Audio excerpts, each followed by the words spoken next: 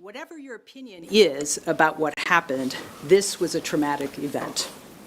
Since this happened, I have been on the phone and in meetings with law enforcement, justice leaders, elected officials, discussing ways to ensure a thorough and transparent investigation, how that can occur, and be shared with our office. On Wednesday, our immediate focus was ensuring that an agreement could be reached for a joint investigation with the BCA and the FBI. To be clear, and I want to be very clear about this is not because we have concerns about the FBI investigation. Our efforts in advocating for a joint investigation is not an attack on the FBI. We have had a strong working relationship with the local FBI field office throughout my administration.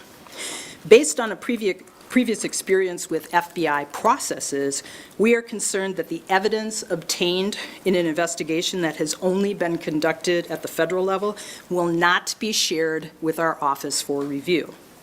In the past, the FBI has invited us to see a high-level overview of their investigation, but we were prohibited from seeing the entire investigation or talking about what we saw in that PowerPoint publicly. While I respect the FBI's process, our community's expectations are much different in terms of transparency.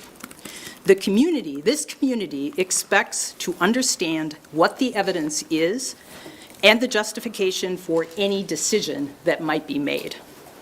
To that end, I cannot overstate the importance of a local investigation, or at least access to the federal investigation by the BCA.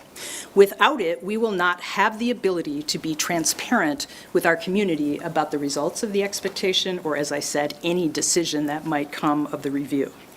And let me be clear, we have no preconceived opinion on what the evidence will show.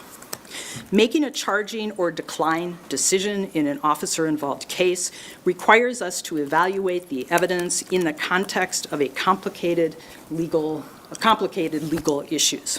For that reason, we cannot reach a conclusion about any outcome here. Our goal must be to ensure that a thorough investigation is completed at the local level so that our community can have transparency. We do not yet know if there will be sufficient evidence without the FBI case file to even make a charging decision. The FBI currently has, for example, Ms. Good's car, the shell casing, and witness interviews. The FBI has taken the car, and so any forensic analysis that comes from that would not be available to us unless they were sharing that. To be clear, when a state investigation happens by the BCA or any local agency, they submit the case to our office for evaluation of potential charges. The BCA does not make recommendations about what we should be doing. They simply submit the entire case file to us, and our legal professionals take a look at it and decide what the appropriate action is.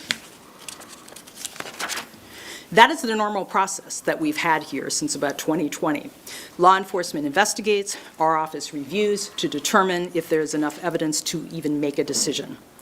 And if there is evidence to review, we have jurisdiction to make that decision. So let me be clear here. We do have jurisdiction to make this decision that happened in this case where her life was taken in Hennepin County. It does not matter that it was a federal law enforcement agent. To be sure, there are complex legal issues involved when a federal law enforcement officer is involved. But the law is clear. We do have jurisdiction to make this decision. We cannot make any decision, however, if there is not evidence submitted to our office. So we are moving forward in collaboration with the Attorney General's office and the BCA to preserve any evidence and ensure that it can be reviewed. To that end, we are asking those in our community who have information or who have video or photos of the event to submit that information to our office. We are providing a secure link where people can submit this evidence. The link can be accessed using the QR code, which is displayed on the screen beside me. The link will also be posted on our website, hennepinattorney.org. Along with the evidence itself, we are asking people to provide contact information so investigators can follow up. Because it is important to collect and preserve evidence properly, we ask people to provide accurate and complete information on the form on our website. I know our community wants fast answers. I know this city feels again as if it is at the center of a national fight as you are processing everything that is happening here. And I wish I could promise a swift decision and the resolution that you want, but I cannot promise you that right now. Here is what I can promise you. Our offices will work together and have been working together on this and will continue to do so.